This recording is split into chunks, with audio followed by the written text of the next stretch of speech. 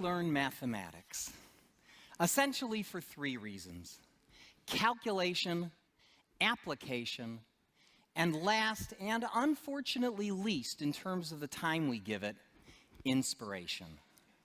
Mathematics is the science of patterns, and we study it to learn how to think logically, critically, and creatively. But too much of the mathematics that we learn in school is not effectively motivated. And when our students ask, why are we learning this? And they often hear that they'll need it in an upcoming math class or on a future test. But wouldn't it be great if every once in a while we did mathematics simply because it was fun or beautiful or because it excited the mind? Now, I know many people have not had the opportunity to see how this can happen, so let me give you a quick example with my favorite collection of numbers, the Fibonacci numbers. Yeah, I already have Fibonacci fans here. That's great. Now, these numbers can be appreciated in many different ways. From the standpoint of calculation, they're as easy to understand as 1 plus 1, which is 2. Then 1 plus 2 is 3, 2 plus 3 is 5, 3 plus 5 is 8, and so on. Indeed, the person we call Fibonacci was actually named Leonardo of Pisa, and these numbers appear in his book, Liber Abaci, which taught the Western world the methods of arithmetic that we use today. In terms of applications, Fibonacci numbers appear in nature surprisingly often. The number of petals on a flower is typically a Fibonacci number, or the number of spirals on a sunflower or a pineapple tends to be a Fibonacci number as well. In fact, there are many more applications of Fibonacci numbers, but what I find most inspirational about them are the beautiful number patterns they display. Let me show you one of my favorites. Suppose you like to square numbers, and frankly, who doesn't? Let's look at the squares of the first few Fibonacci numbers, okay? So 1 squared is 1, 2 squared is 4, 3 squared is 9, 5 squared is 25, and so on. All right, now, it's no surprise that when you add consecutive Fibonacci numbers, you get the next Fibonacci number, right? That's how they're created. But you wouldn't expect anything special to happen when you add the squares together. But check this out.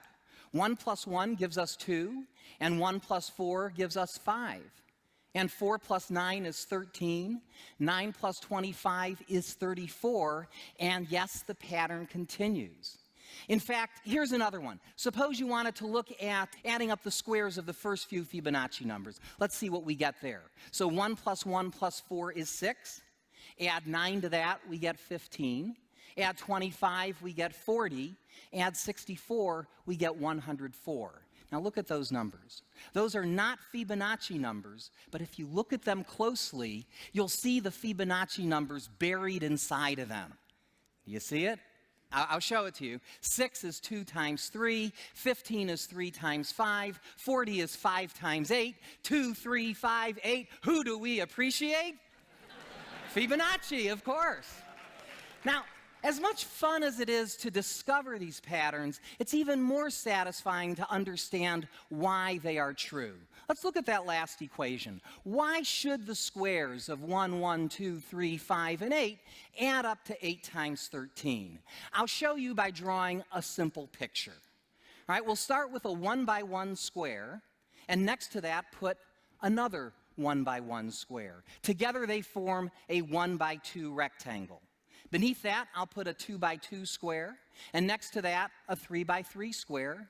Beneath that, a 5 by 5 square, and then an 8 by 8 square, creating one giant rectangle, right? Now let me ask you a simple question. What is the area of the rectangle? Well, on the one hand, it's the sum of the areas of the squares inside it, right? Just as we created it. It's 1 squared plus 1 squared plus 2 squared plus 3 squared plus 5 squared plus 8 squared, right? That's the area.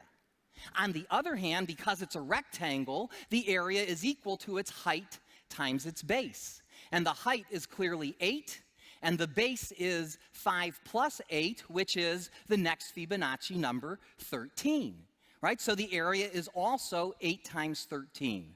Since we've correctly calculated the area 2 different ways, they have to be the same number. And that's why the squares of 1, 1, 2, 3, 5, and 8 add up to 8 times 13.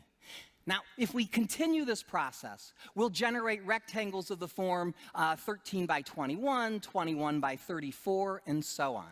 Now, check this out. If you divide 13 by 8, you get 1.625.